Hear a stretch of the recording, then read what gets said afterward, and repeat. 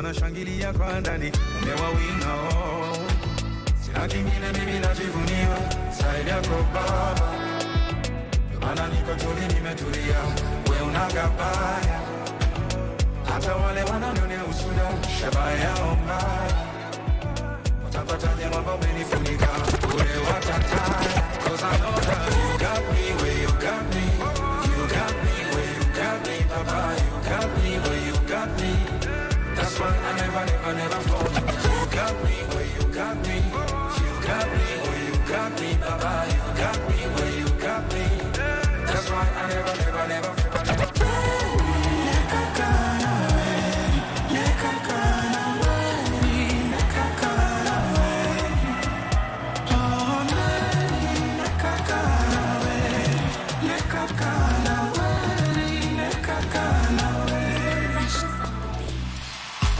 Another day, another crisis. Keyboard warrior still typing. Minilaba siku hizi spendi fighting. Na mahita hawawezi ntoa timing. Na hata wakinita guide, I know my baby will be by me. Na wakiniseti kwa IG, dawa ya watiaji huwanga silent. Niko sherehe mina vibe, na nyimu nani analyze. Who I wonder why, me I'm just tryna catch a wine. We shughulika na your life. Niko sherehe mina vibe, na nyimu nani analyze. Who I wonder why, I'm just tryna catch a wine. We shughulika na your life. Cheki zangu zimenai. Oh, she disrespects my lover. My guy. Tonight I don't want no drama. My guy. Chaper dongingero anahero gasianda. Leo ni party hadi mchana. My guy.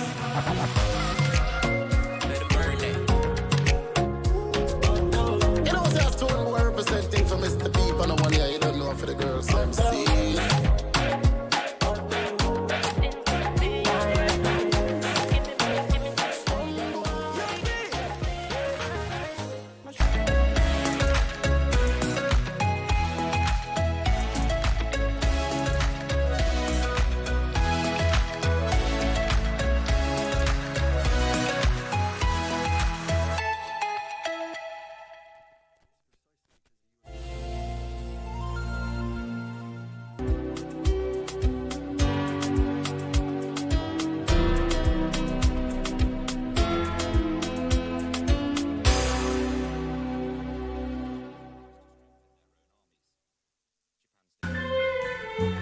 Don't need to explain myself to you. And from today onwards, don't ever ask me any question about my life. Just chill out. Don't stress over stuff you can't control. Question is, what's wrong with you? I doubt you're what he needs right now. He's greatly disappointed in his father. You're really enjoying this, aren't you? This is beyond repair. Is it? Because I forgive you when you walked in with a kid that's not mine. They say the earth without art would just be get it? We circumnavigate the globe and traverse the local scene to bring you art and culture at their very best. From fine art, culinary art, performing arts, and even cultural events, you name it, and we have got you covered. My name is Kevin Kasioki, and I will be serving you this and much, much more each and every Friday at 8 p.m. only on KBC Channel 1.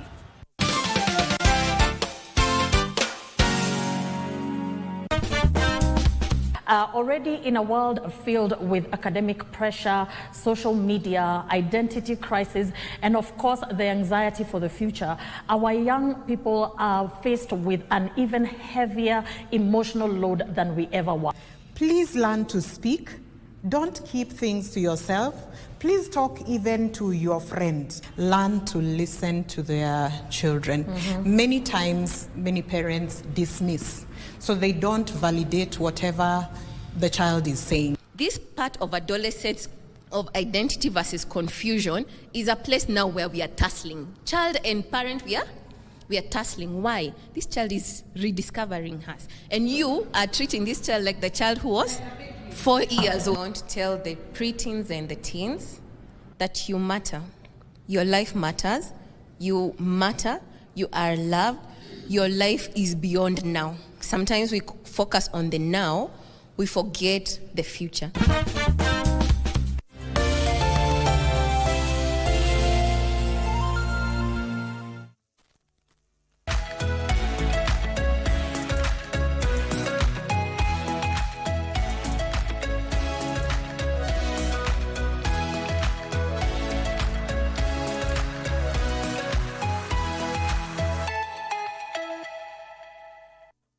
watching Good Morning Kenya. My name is Mike Migo. Welcome back to Entertainment Thursday.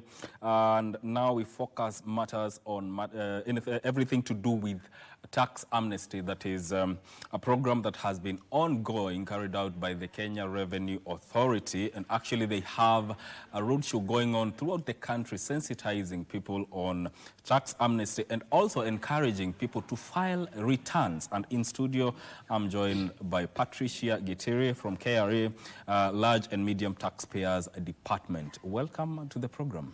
Thank you so much, Mike. Yes. My name is Patricia. I'm in Kenya Revenue Authority, Large and Medium Taxpayers Department. I'm part of the team that is undertaking the ongoing amnesty program for taxpayers. Yes. Yes. And it's something that has been going. Even last year, it was there because we talked about it here on Good Morning Kenya. But what were the primary objectives of establishing this program, and how does it align with KRA's objectives or broader tax compliance goals? So, yes, last year we had amnesty, and in the period 2023-2024, and we brought it again to give taxpayers a second chance, because the first time we needed more people to be aware of this program, and also we had some issues that we needed to cover, things like encouraging taxpayers who have reconciliation issues to come and get them sorted, anyone who has dispute issues in the courts to come and get them sorted. So the idea was to give them another chance, so that this time then everyone gets a chance, so that someone doesn't say, it came, we were not aware, so we were not able to take advantage of that amnesty. Yes. So the goal essentially for amnesty as a whole is to help, first of all, help taxpayers, especially in the current economic times. You're looking at people are facing hardships. So we are, as KRA, we are looking at helping the taxpayers to be able to take advantage of this opportunity, so that they don't have to dig too deep into their cash flow. So they're just paying principal, and then we forgive them penalties and interest. We are also looking at it as KRA to mobilize revenue. So we are trying to get a short-term boost in our revenue by collecting those amounts. Also, we are fostering trust with our taxpayers, because one of our core values is fostering trust with the taxpayers. So once then we give them this amnesty, they receive an amnesty certificate, which is like evidence for us that we are actually doing this for them, and to also help them recover. Yes. Yeah, given last year and now, what can you say has been the impact of this amnesty, tax amnesty program? So this time we have seen quite a good uptake. More and more people are aware. But of course, last year we had it for a longer time. So this time it's just people who then did not benefit. Some of them had benefited. Then we added a period like January to December 2023, which was not in the prior amnesty program. So then we are able to bring more people on board to be able to benefit from the period of January to December 2023. The target this time is much less because the period is shorter, but the uptake is quite good, and all the issues that we had, like migrating the legacy balances from the old legacy ledgers to iTax, we have covered that. So more and more people who had those issues back then are able to take up that chance. Okay. Additionally, with compliance, you see, when people then are coming to benefit from amnesty, that means they have to file their returns, even the ones that hadn't disclosed their returns for those periods, the ones that hadn't filed, all those people, the ones that hadn't been able to pay because then there was such huge figures because of penalties and interest. Then such people are coming into the net, and that way we are able to encourage compliance with our taxpayers. Do you think so far from the program, coming from, let's say, last year up to now, people now understand the importance of filing returns besides taking advantage of the tax amnesty? Yes, I believe they are learning the importance of filing returns, because first of all, to be able to conduct business, you need a PIN, right? then that means if you have conducted business and you haven't been filing your returns or you haven't been compliant with your obligations, then you're not able to even get things like a tax compliance certificate, right? But now at this point, we are telling you just come pay your principal, and then we will forgive you the penalties, interest, and fines arising from that. So you are saying there's an advantage here because then you understand that when you honor your obligation on time, then going forward, you're able to benefit from these things. You're able to get just a tax compliance without having to jumping through hoops. And then also, you see after December 2023, so periods after December 2023, we are not offering any amnesty and there won't be any waivers because waiver was deleted from the Tax Procedures Act. That then means if you don't honor your obligations, you're going to pay a higher price because you're going to pay what you should have paid as part of the self-assessment, and then you're going to pay penalties, interest, and fines. So more and more people are understanding that if you honor all your obligations on time, then KRA won't need to follow you. Yes. Yes. Let's look at businesses and how is this program supporting these businesses, especially the ones that have faced challenges post the pandemic, to help them meet their tax obligations? So, of course, like I said, one of the goals of amnesty was to try and help the taxpayers looking at the current economic hardships. So when then we tell you just pay principal, then the money that you should have paid towards your penalties, interest, and fines, you can use that for your business growth. You can redirect that money to do other things so that your business can grow. I think that is quite something in terms of helping the taxpayers and the businesses to grow. Yes. Is there an update on the uptick of the tax amnesty program, and specifically how much in penalties and interest has been waived so far? And what has been collected in principal tax? So we have waived over 168 billion in penalties and interest. That is money that taxpayers could have paid if we didn't have amnesty, from over 3 million taxpayers so far. That we began amnesty in 27th December 2024, and up to now, that's we have been able to waive over 168 billion. In terms of collections, we have collected 14.2 billion from the amnesty program, and we expect that as we do more awareness and campaigns as part of the roadshow that we are doing, that more and more people will benefit, because the goal is that any eligible taxpayer then benefits from this amnesty. That is the goal for Kenya Revenue Authority. From the roadshow that is going on, actually, because KBC and KRA are doing that, do you think it has made the intended impact since its onset? So far, from what we are seeing, a lot more people are coming forward. A lot more people are able to know, like especially individuals. A lot of businesses are aware of amnesty, but you find that individuals in mashinani, some of them are not aware what is this amnesty. So when we are going to them directly and talking to them, so when more and more people are understanding, they are going in, filing their returns, even for past periods that they hadn't filed.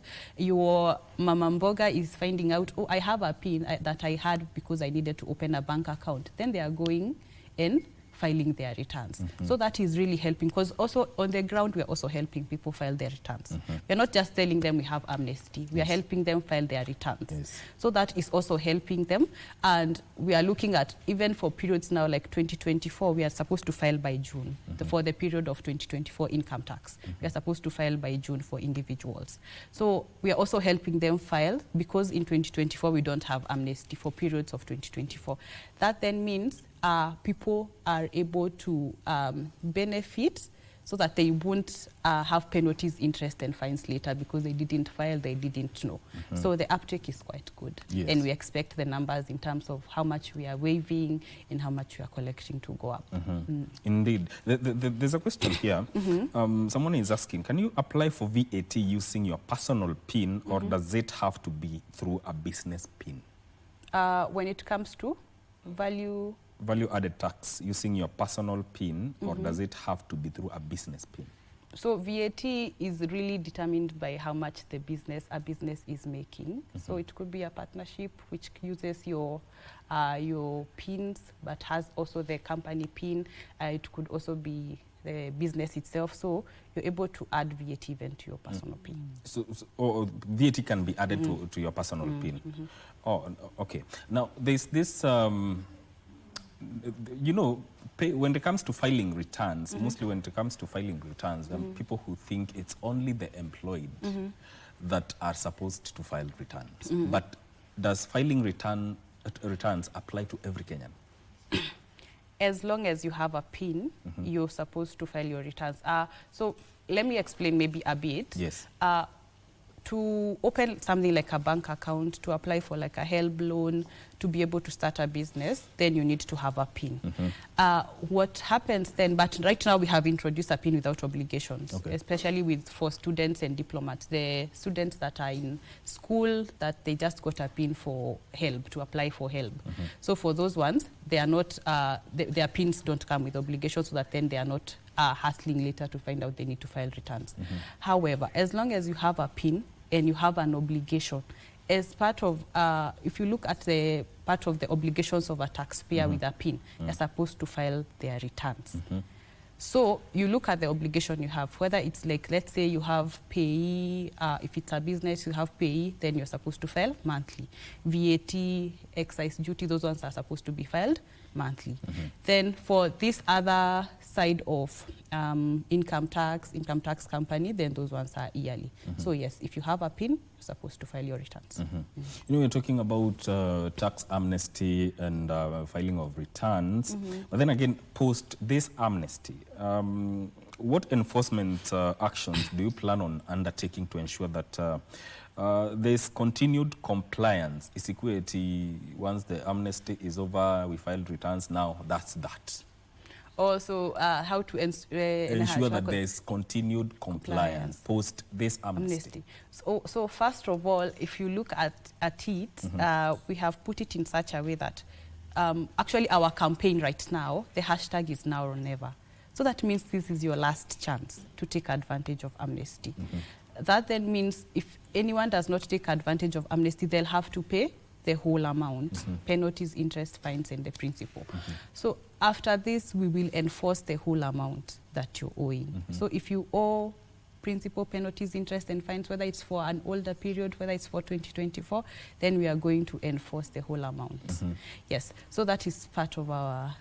and then also... okay, then no, sir. Continue. Okay, of course, to ensure people are complying, we will do more taxpayer education, one-on-ones, to ensure that people are aware of their obligations as taxpayers.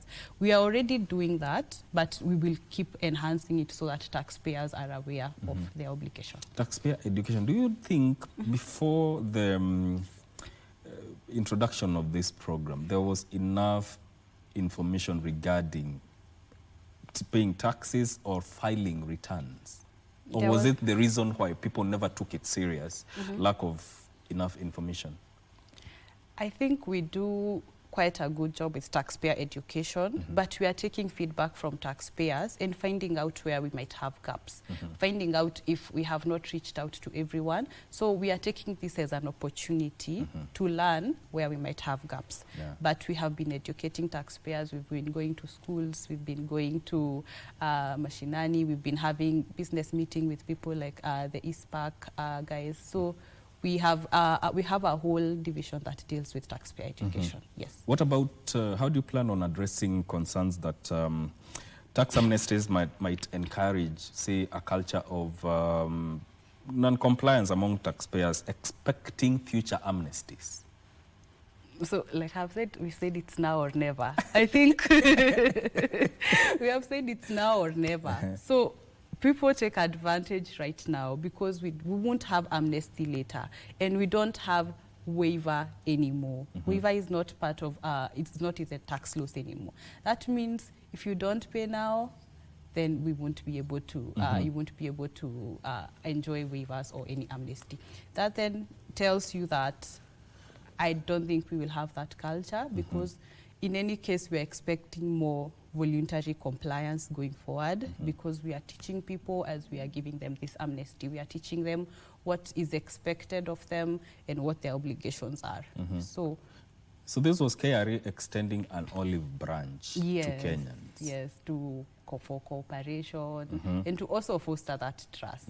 Yes. And also enhance in revenue collection. Yeah, of course. And now, you know, the introduction of VAT, pre-populated return filing system, is a significant technological advancement so far.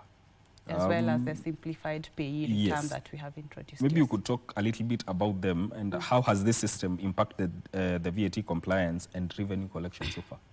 So with things like the pre-populated VAT return, so it's taking advantage of things like eTIMS. So once you have everything coming in directly in real time, once you have your transactions, they are coming in real time. That means you won't have, because VAT is a monthly obligation, you won't have to sit down again and write down the all these transactions, invoicing, invoice out. So that really saves time on your side as a taxpayer. Also, the systems are free, so you're able to not add an extra business cost to install them. But also, so far, we are doing more campaigns on eTIMS to try and get more people on board. And we are also teaching people also about the simplified payee return to help them file better and to be able, like, to just, again, part of our core values is also to make things simple. So we are trying to make things simple for the taxpayers so that voluntary compliance does not become a burden. It becomes a very easy process for the taxpayers. What would you say within now this system, what would you say have been the challenges that you have encountered as KRA, especially when it comes to VAT pre-populated system, and how are they being addressed to enhance taxpayer experience? So eTIMS is quite a simple system so far, and more people are getting educated to be able to take advantage of that. But we are still working to get more people uptake the program. We are still working towards that. I think, let's say, it's a work in progress. It's a work in progress. Yes. But the progress so far has yielded positive results. It's quite good, yes. Yes. Have you engaged with stakeholders as KRA, such as you're talking about Kenya Association of Manufacturers, to address these concerns, especially when it comes to VAT refunds and other related issues? So we have departments like taxpayer education and places like marketing that actually go out and meet with these people. So at this time, we are engaging people so that we get uptake and we get their feedback. So yes, we have been having meetings with these people. Yes. Looking into the future, are there long-term strategies that KRA has to ensure that there is enhanced tax compliance and maybe reduce the chances of having to reintroduce a tax amnesty? Again. Yes. At the current, like you have actually, I think, mentioned, we have that pre-populated VAT return. We are trying to do a simplified payee return that is being introduced. We are so these are part of the long-term strategies to make the process easier, to make voluntary compliance easier for the taxpayers, and also just ensuring that we are enforcing the whole amount that is due if someone does not pay, this time for amnesty, and also removing procedures like having the waiver then, so that way people do not have the opportunity to feel like in future then we'll just wake up and decide, like, because I think there is the notion that because we had it last year and we did it this year, then someone can just say, I won't file for 2024. I mean, they'll do it again. But this time it was just to address the challenges that we had in the previous amnesty and to enhance, to ensure more uptake. Yes. Some people do complain about the system being crashing when they are trying to file returns, and sometimes Kenyans do sometimes run the last minute to file returns. So how would you address that? Because, of course, we'll have people who will file returns late. We are trying to encourage, like part of the roadshow, we are trying to encourage a lot more people to file earlier, because you see, the more there are people in a system, you would expect then a system will perform a bit slower, but our systems are enhanced to work better. But the encouragement is to taxpayers to actually file their returns on time and not wait for last minute. Because then what happens if you don't have lights in your place? The system is working, but you don't have lights, or you don't have somewhere you can go and file your returns really quick. So the encouragement to taxpayers is to actually go and file right now, file their returns right now, apply for amnesty if you need to right now, pay your principal taxes right now. Like, just do it now before then it's too late, instead of waiting last minute and running with everyone. Yes, and we are helping people. Someone can come to our offices to help with the returns. They can call our numbers. They can go take advantage of this roadshow that is happening to go and have the help to file their returns. They can email us. They can talk to us on social media. We have so many channels to help taxpayers actually honor their obligations. You know, there are people who may not have access even to come to your offices, or maybe they missed the roadshow, but they do not know, or they do not know how to do this, the filing of returns.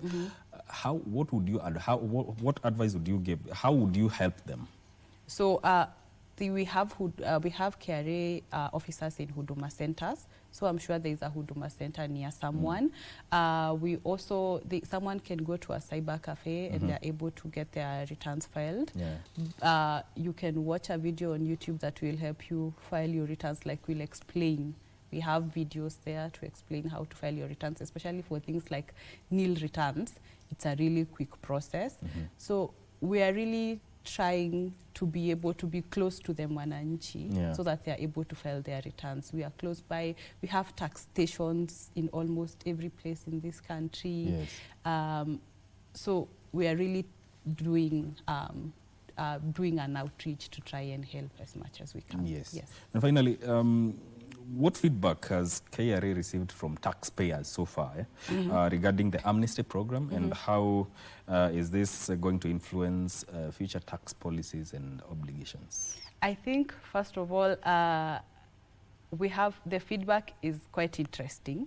It's positive, there is good uptake, but also we are finding out there are people who are not aware, especially like we are saying when you go to the roadshows, you'll find there are people who are not aware what amnesty was, and Kumbe KRA can do something really good for them and help just forgive their penalties and interest and fines. So we have received largely positive feedback, and a lot of people have taken advantage of it. That's why we have been able to collect that much, been able to collect over 14 billion. So we have received good feedback, but we are still encouraging more and more taxpayers to uptake amnesties, because this is their last chance to benefit. And just to talk to your retired uncle at home who they retired, they figured, oh, I stopped making an income, so I don't need to file my returns. Talk to them, they have a PIN, they need to file their returns. Talk to your mama mboga with a PIN. Talk to your auntie who went abroad like 10 years ago. They had a KRA PIN. They need to file their returns. In any case right now, because now they'll be filing, it's like nil returns for that period. They'll just file, and then they'll be able actually to benefit from amnesty. And then we are encouraging taxpayers, more taxpayers to come forward, more taxpayers to talk to other people, so that we all actually benefit. Any eligible taxpayer benefits. That's our call to all taxpayers. And if you have any reconciliation issues, your ledger has reconciliation issues, if you have any disputes that you're undergoing, maybe a legal dispute that is undergoing, you take advantage of alternative dispute resolution, like you settle out of court, come pay, and then you take advantage of amnesty. Because if you don't, then after that is June 2025, you'll have to pay everything: principal, penalty, interest, and fines. Yes. In its entirety? In its entirety. So everyone should take advantage of this? Yes, everyone. Thank you so much for making time to come and talk about this issue regarding taxes and the tax amnesty program that is going on. Well, indeed, that is Patricia Gitiri from Kenya Revenue Authority, Large and Medium Taxpayers Department, talking to us about the ongoing program, tax amnesty program, that is being carried out by Kenya Revenue Authority in conjunction with KBC. So take advantage of this and do the necessary. This is where this conversation ends. Don't go too far. Good Morning Kenya continues shortly. My name is Mike Megwe.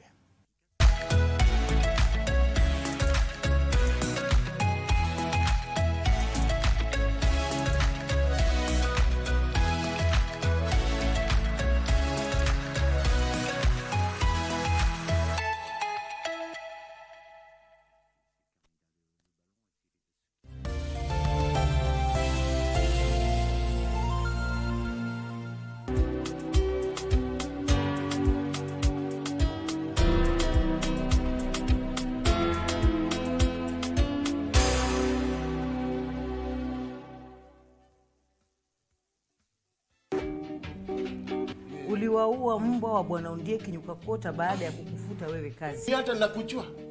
Kuna mahali tumeonana na wewe. Hatujaonana. Alafu hebu jiangalie vizuri. Hatujaonana, mimi sikujua. Sasa maji kama sisi kamera ilikuwa inasema mambo ya urongo. Urongo aje na ni wewe hapo na hiyo tai yako bado. And don't shout on me. Wewe. Seriously. Unamwambia kia chipe nguvu. Unasikia amewaita Rex na sijui na nani? Na Bruno. Umbo ni pinatamu na ndio unamwambia chipe nguvu. Lazima nisipike mswaki. Imagine, hiyo ndio kazi niliokea mheshimiwa. Given a chance ni kusike namna hii. Wewe.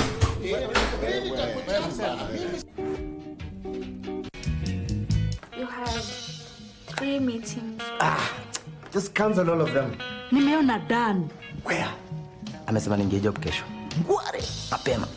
Wewe, hapa ndo ulikuja kazi? Madam, Can you go back to the office right now? Why do you keep defending Agnes? Nilidhani nina shida ndogo ndogo lakini zako ni kubwa sana. I'm in trouble. Kachumbari si mboga na haipashi moto. Do you know that I can sue you for defamation? I mean dissertation. What did that lawyer say? You and Dan had a relationship? All I did was save Dan's life. Can you do your dirty work without getting my people into your messes? The law will handle the rest. Nini naendelea hapa? Dan.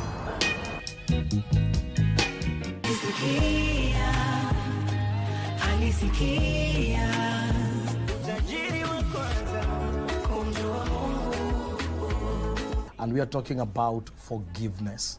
I know it is not easy. Sometimes people will not come and say sorry, but when we look at the Bible, it's very clear that there is a demand for us even to forgive. As human beings, we don't know how to forgive, but learning from God, we can forgive. Forgiveness first helps you, ministers to you as a person, because it's like carrying a very heavy load, and when you put it down, there's that moment when you feel. But what we don't understand, unforgiveness keeps on spreading in us, and it keeps on killing and making us bitter and not even better people.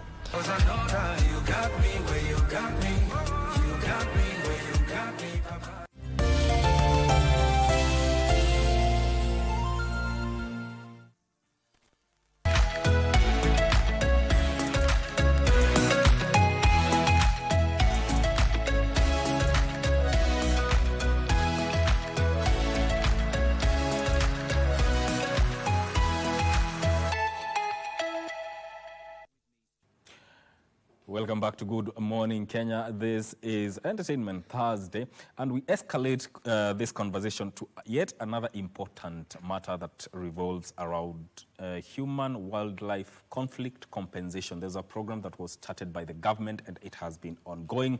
And to talk about this in studio, I'm joined by Dr. John Kipkorir Chumo, who is the Conservation Secretary at the State Department for Wildlife at the Ministry of Tourism and Wildlife. Welcome to the program.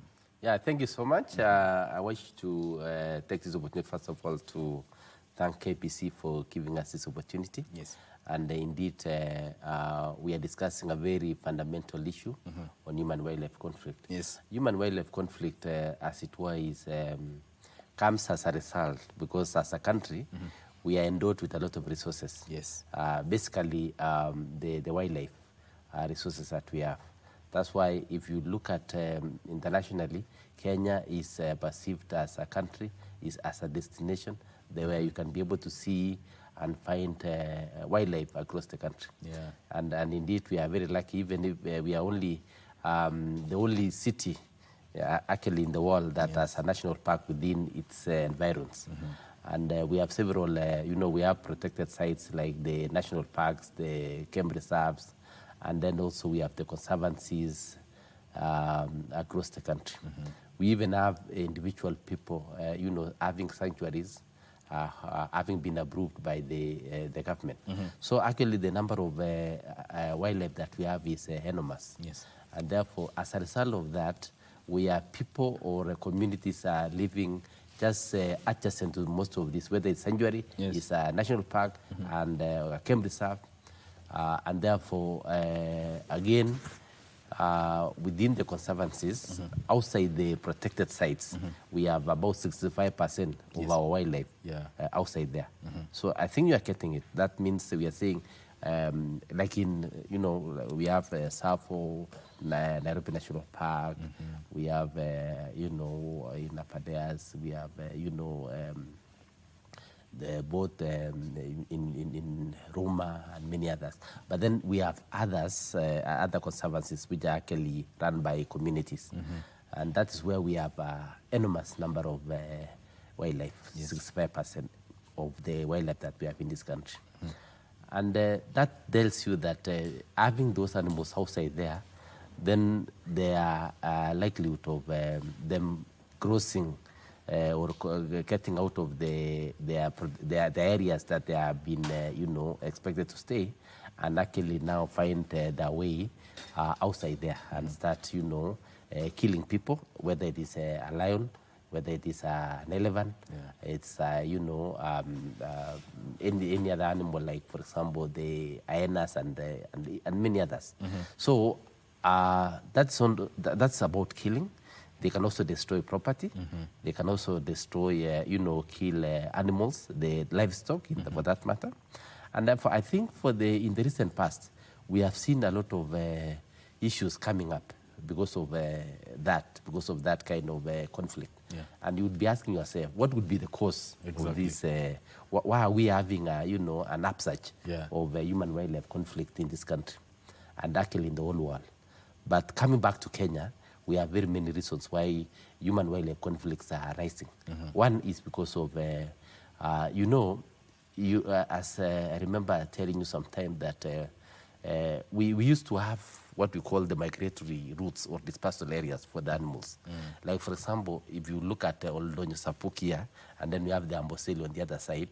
Now, the animals used to, move from Amboseli to Oldonyo Sapuk, for example, or from Oldonyo Sapuk and the other way.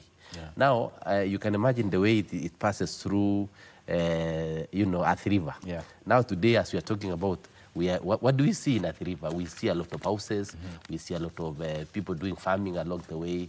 We do a lot of... So those are the issues that migratory routes or dispersal areas have been encroached by either farmers or people who want to do other things. So that's one of the reasons why human-wildlife conflicts arise. Because if, for example, by the time there was maybe, for example, elephants which left, Oldonyo Sapuk going to Amboseli, and they went there and stayed, for example, of 6 or 7 months. Later, when they want to come back, they find a house. What will happen? Just the same way we normally say, Watanguka nayo. And then they will just also start, destroying the property. Because, and for example, an elephant will not just say, they know even if an elephant passes there 40 or 50 years, it will just still pass the same place. it won't go anywhere. It's not like you, that when you see maybe something, you say, okay, this is an obstacle, I want to detour and actually take another route. Yeah. You'll just want to pass through the same route. Yeah. And therefore, those conflicts arise. Yes. And another thing is the issue of, we are now having a change of land use.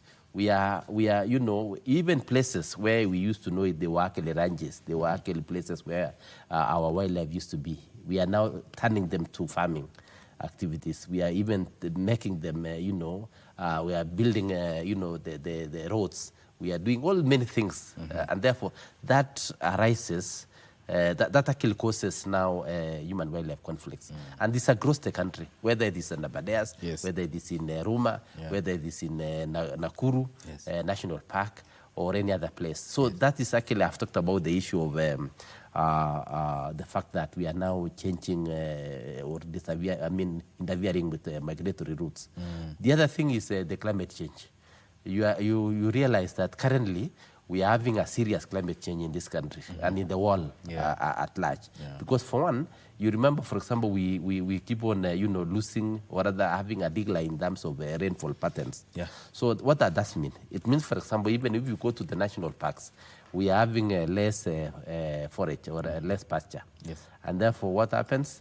The animals decide to look for food elsewhere, and they just get out of the parks looking for greener pasture. And greener pasture can be your farm. And therefore, when you see an elephant visiting you, it's not actually visiting you because, you know, I'm a kupenda. They're It's coming because to look for they food. have seen some, you know, forage. Maybe, for example, Nebia or any other thing. Or for example, they have also seen water because probably you have a bowl or something like that. So that is actually the reason why, for example, at the moment, we are really experiencing a lot of, you know, upsurge in terms of human-wildlife conflicts across the country. Yes, and also, you know, with that said, no, we cannot ignore the fact that properties can be destroyed by animals. There is sometimes these animals do cause deaths, or on both sides, animals do get killed or animals kill people. And is that one of the reasons that necessitated the government to start now the Human-Wildlife Conflict Compensation Program? And indeed, you know, when there is a problem like that, then the government has to come on board because, you know, the role of a government is to ensure that our people are actually safe and their property are also taken care of. And therefore, that is why in you know, we got after independence, in 1976, Kenya, I mean, the government came up with what we call the Wildlife Management Act of 1976. And that's when they realized that they need to compensate people. Back in 1976, to compensate people deaths, human injury, predation, livestock predation, and also destruction of property. But then they found at that time it was too expensive, and there was a lot of cheating. You know, like for example, how do we know? You know, it is becoming. I think that time it was difficult. People used to claim even things. Maybe probably you are beaten by somebody along the road. You go and say, you can see these scratches. It looks like the one for hyena. And you are paid. So I think there were a lot of corruption and a lot of abuse of that. So then they abolished it. Then in 1989, they abolished it in 1989. And then now only compensated only two things: human death and also injuries. That is just because, you know, it's not very good. You know, have you seen people being attacked by the people who have been attacked by animals? You really feel for them. And I think at this level, even on behalf of the government, we would really apologize and really send a lot of sympathy and you know, condolences to some of those people who have actually lost their loved ones. So then back now in 2013, a new act was came up, and it restored everything, both you know, property, issues of predation, and even people actually you know, having this. And you remember those days they used even to pay to be paid around 200,000 shillings if somebody dies. as little as 200,000 shillings. And it's not actually paying. It's just not even, I mean, it's just, you know, what would I call it? It's just, you know, for compassion, just to say poorly. Yeah. So in 2013, government of Kenya also, after devolution, we came, I think 2016, there was another amendment where, for example, somebody was to be paid 5 million if somebody dies, and 3 million if somebody has serious injuries. Yes. And then there is, you know, property depending on the extent of the destruction. Yes. Or even if you lose your crops, Yeah. you need to call an agricultural officer to come and do analysis and also verification, so that we can actually know how much have you lost. Yes. So that's actually what, that is back in 2016. And that's the act now that we are still using. And therefore, I would say that they form the act itself, okay, you know, it's an overarching act based on, we have the constitution's niveau. So that's why we are saying there we have a schedule of the animals that can be compensated, and the others which cannot be compensated. Yeah. And therefore, that is why the government therefore feels that we really need to take care of, because I've talked about 65% of our animals being outside there. Yes. So we need to compensate people. And how do you compensate them? I've said in terms of, you know, paying them, because the government then, since that time, has been incurring a lot of costs, because it's not easy. Yes. Like, I would actually give you an example. When the current government, Kenya Kwanza, took over in 2022. By February 2023, February, we realized that we are at around 4.1 billion bending bill that had been verified and all that. And therefore, 4.1 billion are not been paid. Because I think in the past, there was no serious payments. Yes. So government, through His Excellency's intervention, came on board and said that we really need to ensure that we now pay people, because the Kenyans who have suffered, lost their properties, debts and all that, need to be paid. So for the last 2 years now, we have actually paid around 2.8 billion of the 4.1 billion. Yes. Which is actually above almost half. Yes. And there's also a new tech-driven model that you're using. I just wanted to say, out of that, 2.8 billion, and then we are now remaining with, I think, out of that 2.8 billion is 1.0 something, that's around 4.1, that's almost 1.3 billion that is still pending. Yeah. And the president on Monday will be also, you know, overseeing another payment for this financial year, 2025. Now, how much are we looking at on Monday? How much are we looking at?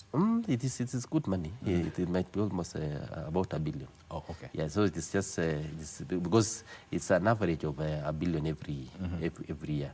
Because again, this is not it's little money. It's the government has no you know, we have what other things that we are doing, you know, building roads, doing this and all that. Yeah. But then this is also very important, and it is something that had been forgotten for a long time. If you realize that it is through this dispensation, this government, that has actually started talking about the issue of compensation and all that. In the past, I'm sure you didn't see, it was very low-key. But now it's when people are just saying, there's a group of constituent of people who have been suffering, and they need to be paid, they need to be given their rights. Yes. Coming to what you are saying, why are we going to digital? Yes. It is because, you see, these people you are talking about, 4.1 billion, some of them, some of them lost their loved ones in probably, look at it, maybe in 2013. Yes. Others even earlier than that. Yeah. And you wait for how long? For 10 years to be compensated. Are you getting that? Yeah. Because of the process. So there's some level of bureaucracy that has been withdrawn. Yes, yes. You see now what we are saying is, we are even now, that 4.1 billion that we are talking about as a bending bill and all that, goes back to maybe 2013, 2014, 2015, 2016. Yes. Because somewhere, for example, in Laikipia, somebody was attacked by maybe an elephant or whatever it is. And then you see there is a process. You need to go and report it to KWS. You need to report it to the chief. Then again, what do you call the community wildlife compensation committee sits down. Yeah. They verify, and you know we are talking about a heap of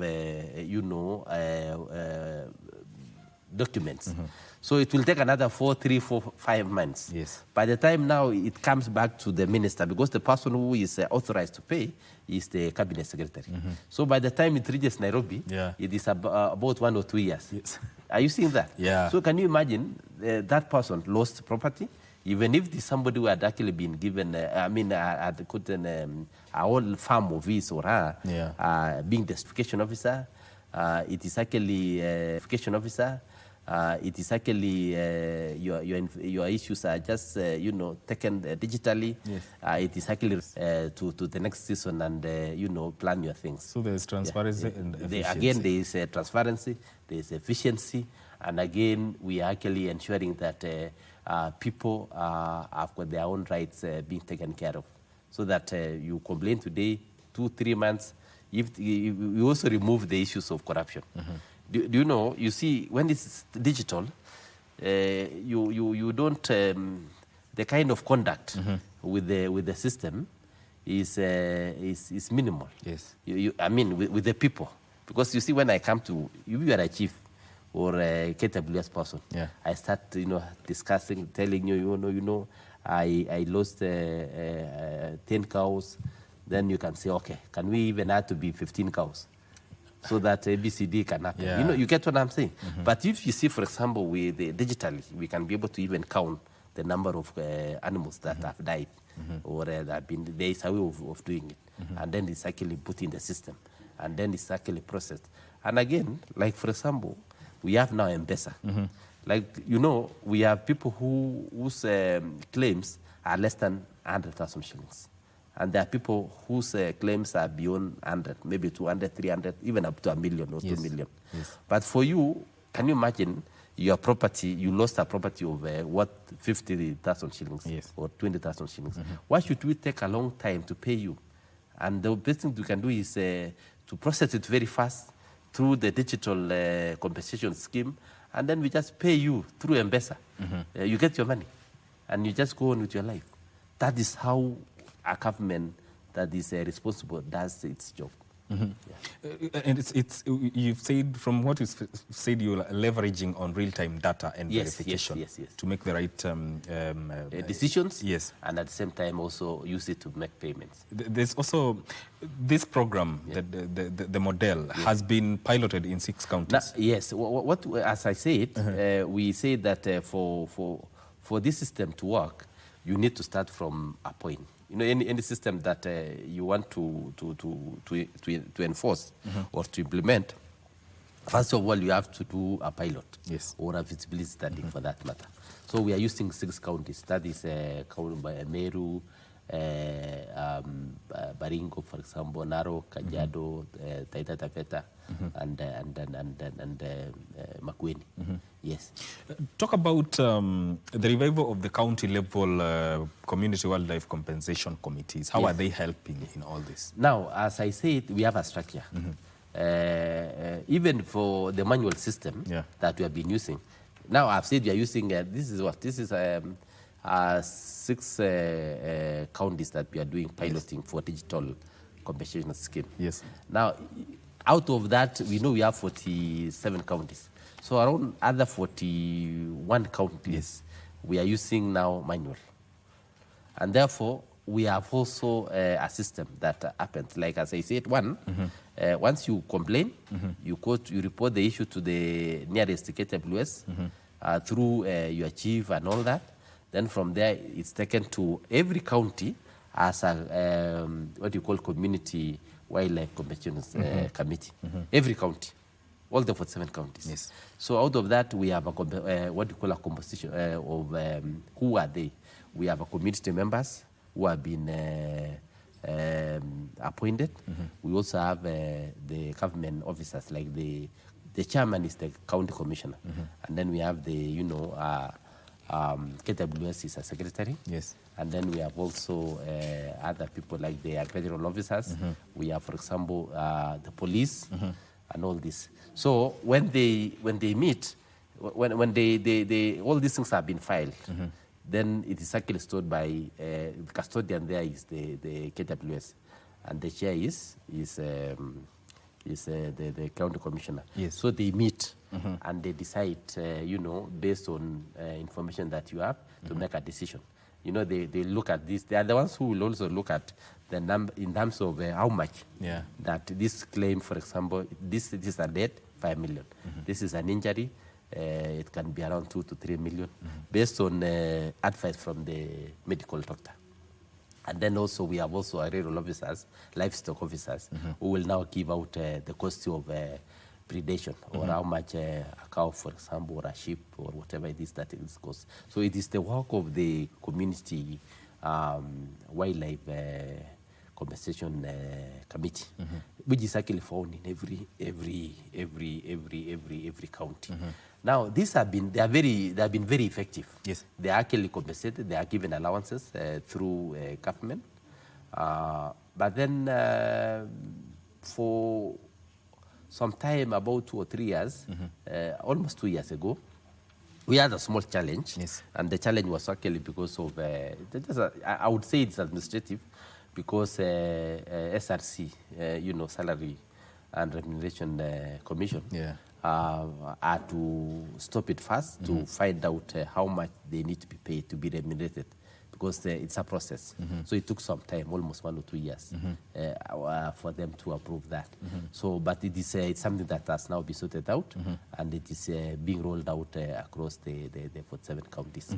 And therefore, it is very effective, because I've told you the what do you call the composition, who they are. We have the community, we have the government officers, and therefore you are sure that whatever they decide, the decisions they come up with, they are very effective, and they're actually within that county.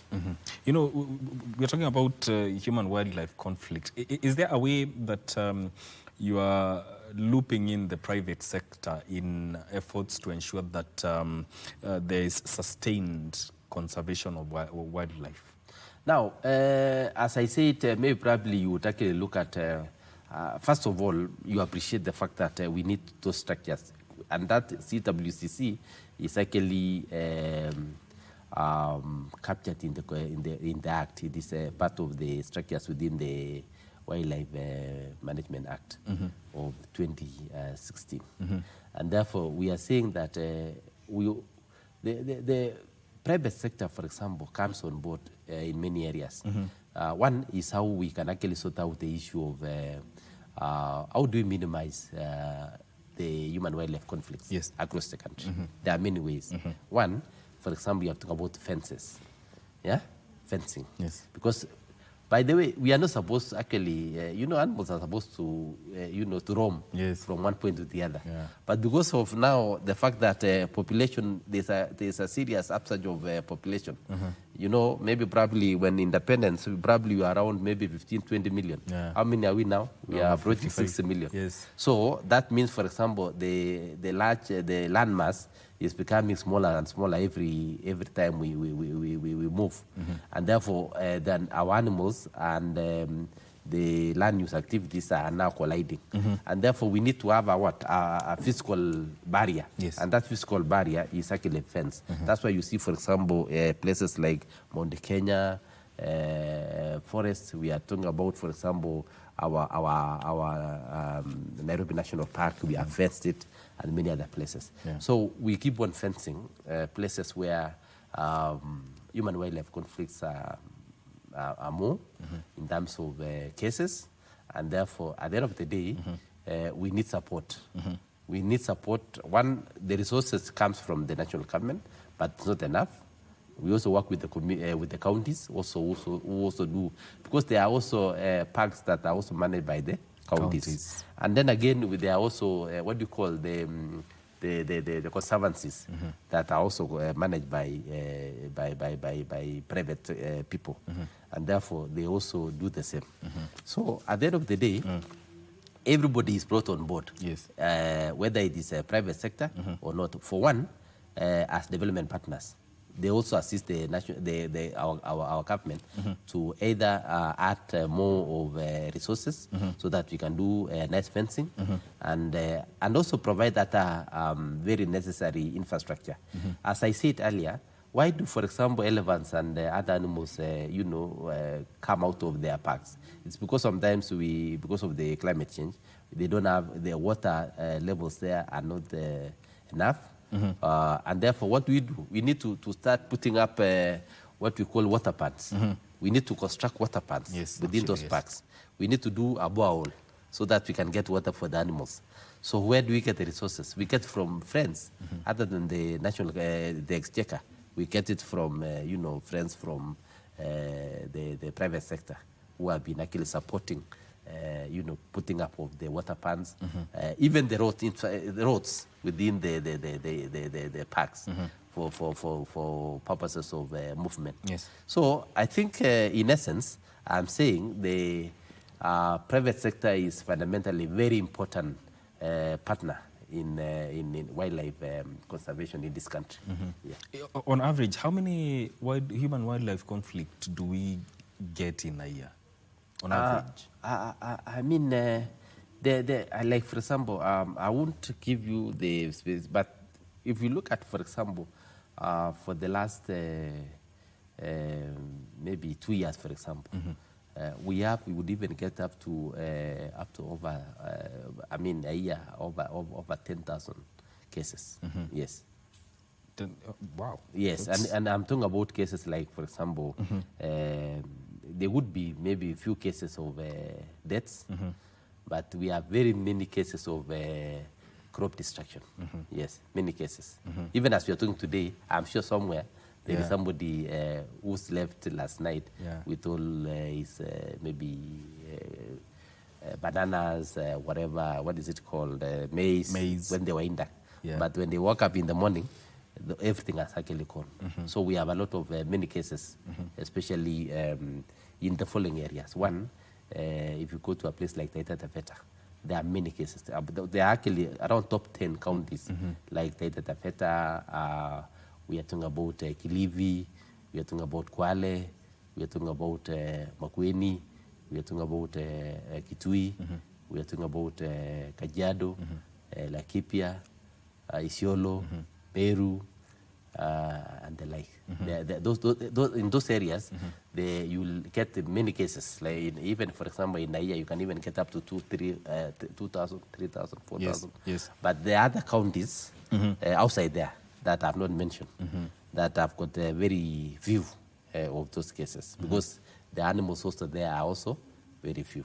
But if you go to, for example, Nyamira, and maybe Kisii, for example, and even places like Kisii, Nyamira, at a few in terms of, other than Kiambu also, we have, other than the menace of hyenas, that really brought a lot of havoc last year. Otherwise, there are places that you would really get a lot of this kind of human-wildlife conflict. And the highest, maybe for your information, the one that we have several animals that cause these problems, like the elephants, lions, hyena, crocodiles, and all that, hippos, and many others. The highest is elephant. It is the one which is very destructive. Which is number one. And then, elephants, what it does in terms of, it can kill you, it can bring down structures, buildings, crops. And then second one is hyenas. That one also can cause death and also eat a lot of animals. And then we have now lions and all that. But the least one is actually crocodiles, which are actually found only in, whether it's a river or it's a swamp or something like that. But mostly it is the elephants that high in terms of the number. Yes. As we come to a close of this conversation, what would you want Kenyans to know from all this when it comes to human-wildlife conflict and now the compensation program? Yes, the first thing that I would want to say is that let's appreciate that God has given us a very important resource in terms of wildlife. Number two is that this wildlife is very important for us as a country in terms of tourism. Yes. And also for our own, heritage. Yes. If you go elsewhere, and I'm sure if you search anywhere, everybody would want to come to Kenya to see the Big Five and all that. Yeah. They are actually found here. Yeah. And principally, we are saying that we have a resource that is very important.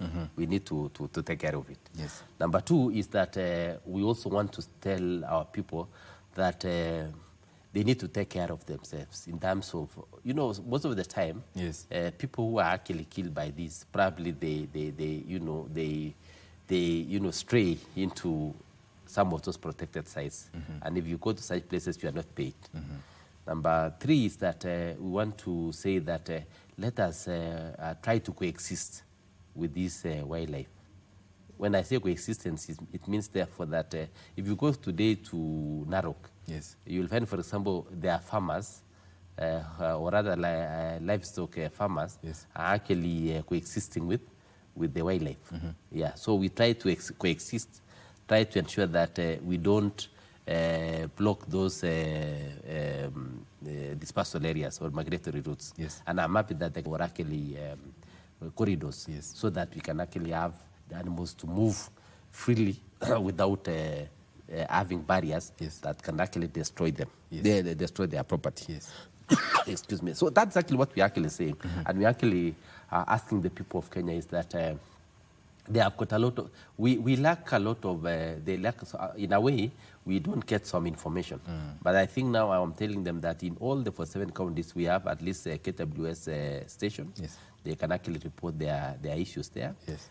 Whenever they have an issue, they ensure that it is captured, so that we have had people who are complaining. Yeah. They say, for example, they lost their property and all that, but they don't know who to complain to. But we are saying we have structures in the ground. Indeed. From the chief all the way to the county commissioner and the KWS people or our personnel on the ground. Those are people who can actually work with them. And I'm sure out of that, we shall be able to get, a way out in terms of compensations in good time.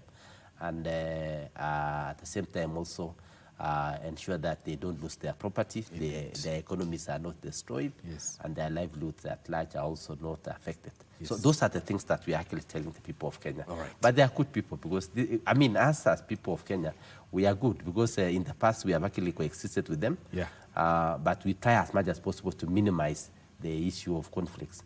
And I've talked about the ways we want to do in terms of fencing and these compensations. Indeed. And as I said earlier, this compensation is not payment. We are not paying people. Because what is the cost of a person who has died? There's no cost. I'm sure there is there's no cost of life. Yes. So what normally happens is that at the end of the day, we look at ways of just just saying pole through by paying as little as 5 million. That is actually what we are actually doing. Right. And on behalf of the government, we really apologize and actually say pole. But this is our animals. Yeah. We are not about to take them anywhere. Yes. But what we only need to do is to ensure that we reduce and minimize the conflicts as much as possible. All right. As I finish. Okay, 30 seconds. Yeah. Yes. As I finish, I want to call upon all Kenyans that today is the Day of Biodiversity. Yes. Let us celebrate what we are discussing, the animals and the parks and all that. This is where we get a lot of our biodiversity. Indeed. Secondly, again, is that on Monday 26th, people living around Meru, people living within the Meru County, should come out to welcome the His Excellency the President of this Republic during the time that is where we are going to launch this year's compensation of the people who are affected by the human-wildlife conflict. Okay. All right. Thank you so much for coming to talk to us on matters to do with the Human Wildlife Compensation Scheme that is being carried out by the government. That is Dr. John Kipkorir Chumo, who is the Conservation Secretary at the State Department for Wildlife, joining us here on Good Morning Kenya. This is where we end this conversation. My name is Mike Migu. Thank you for tuning in. Now let's get you entertained with Vivian Ndegwa. Stay with us.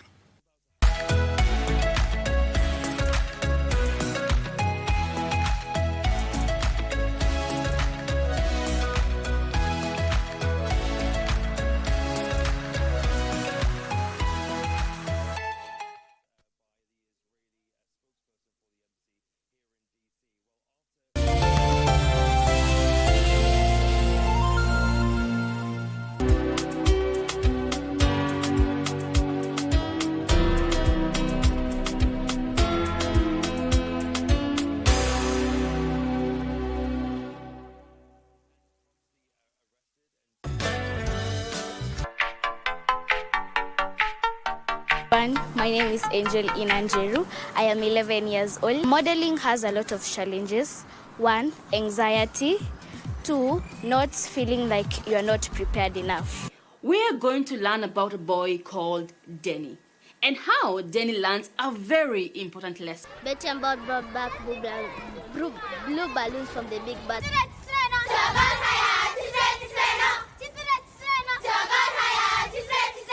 My name is Kipyegon, and when I grow up, I want to be like Faith Kipyegon, our best Kenyan actor. Hello, hello, nimekuja na tangazo. Muoneni kwa macho. Ameifunga milango ya roho yangu mama. Sioni.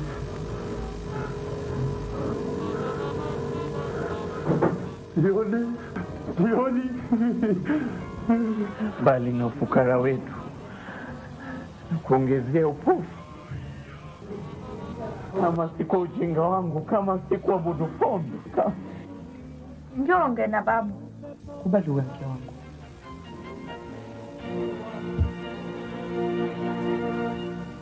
Singita! How can you call yourself father, yet you have reported it in the radio? Yani Singita anampenda Pashi kwa dhati. Wamanisha pendo la Mabinti Mabinta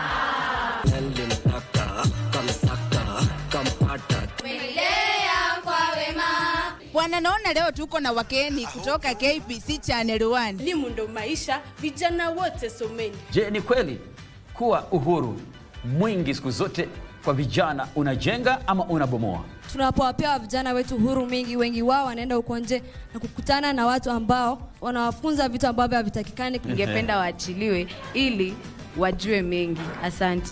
Nahodha ameendesha merikebu vizuri. Kanusha. Nahodha hajaendesha merikebu vizuri. Williamson Mines, nchi gani katika bara la Afrika? Tanzania. Tanzania. Pana sayari inaitwa Saturn. Kiswahili inaitwaje? Zohali. Zohali. Na hakika? Naam.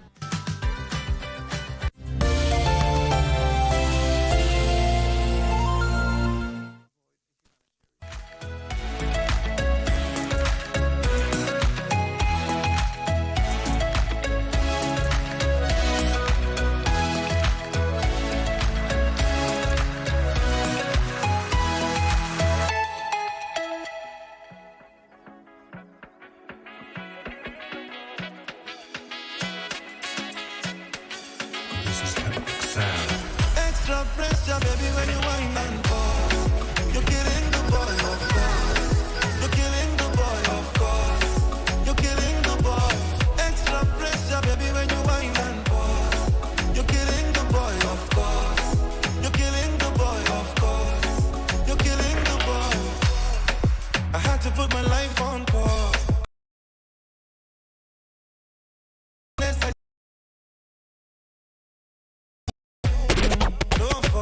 Can't separate, baby, no law. Keep me away, I take you on tour. Pretty baby, I give you something to live for. My girl, extra pressure, baby, when you whine and pause. You're killing the boy, of course. You're killing the boy, of course.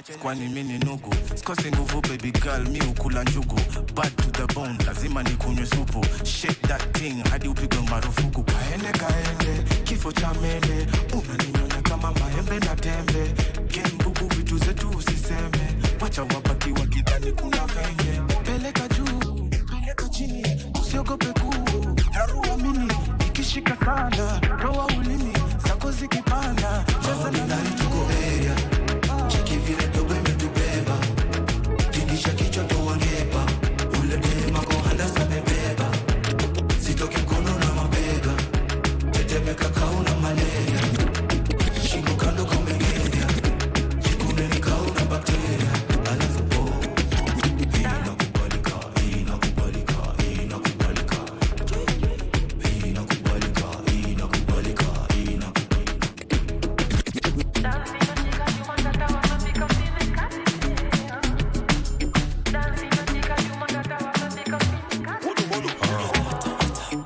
leo sapa tunakuladi mpishi bora tushibe mwiko refu tunafungadi mshipi bora tupike kamba ya buto unaweza gongewa hauna mbota na bado timing unatolewa bora mpishi jumpishi bora shaolewa easy but niko easy ganji kitolewa baby don't touch me there mikono weka juu in the air I say touch me there sugar down low find me there hakuna jari basi nikishaka magazine I'm always on time like unya zimefit kwenye ngenyo ni matrix feeling really high I'm feeling best like feeling najina I'm really best like you cannot deny feeling really high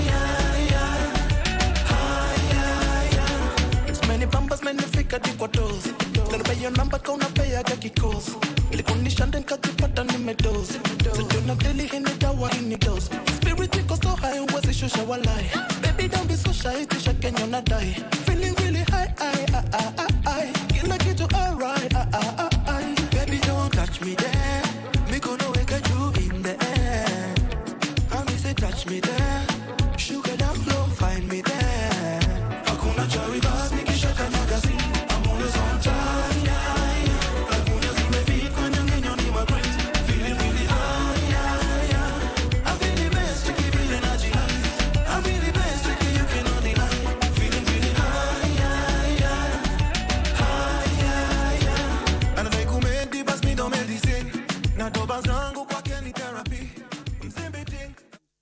Yes, Entertainment Thursday, it is right here on Good Morning Kenya. My name is Vivian Ndegwa, and we start off with our first interview. And I have with me a gospel minister. Her name is Rose K.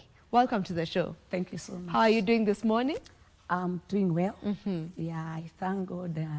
And thank you for this opportunity to be here. You're welcome. You're welcome. Thank you so much. Just talk to the people, let them know who exactly you are and what you do. Well, I am Rose K. I am a gospel minister. I am a wife. I am a mother. I do many things. I run a movement that is called Outstanding Woman Ministry, where we just, just talk to women and just try to, to impact their lives.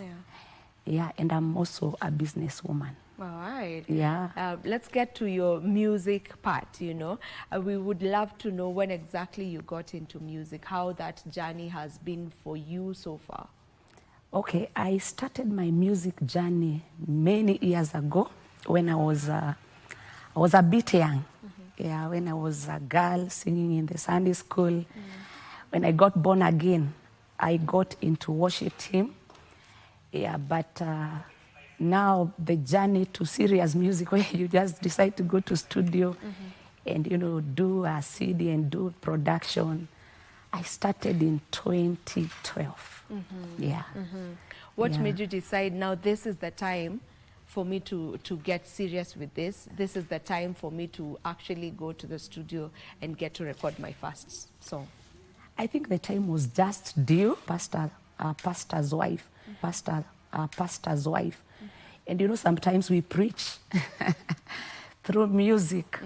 Yeah, so there was that just push that I should just go Yeah, so it was time. It was for you. time. Yeah, it was the right time. Yeah. And since now you got into the music scene, gospel music to be specific, in the year 2012, to this date, you know, what would you say has been your highest moment? You know, what has been some of your highlights? My highest moment, okay, let me say, you know, sometimes when you serve God's purpose, you just feel, you know, you just feel like you are good. When you're serving God's purpose, you're doing that which God wants you to do. Sometimes it may not be, you know, highest moments. When we talk about highest, humanly speaking, maybe you may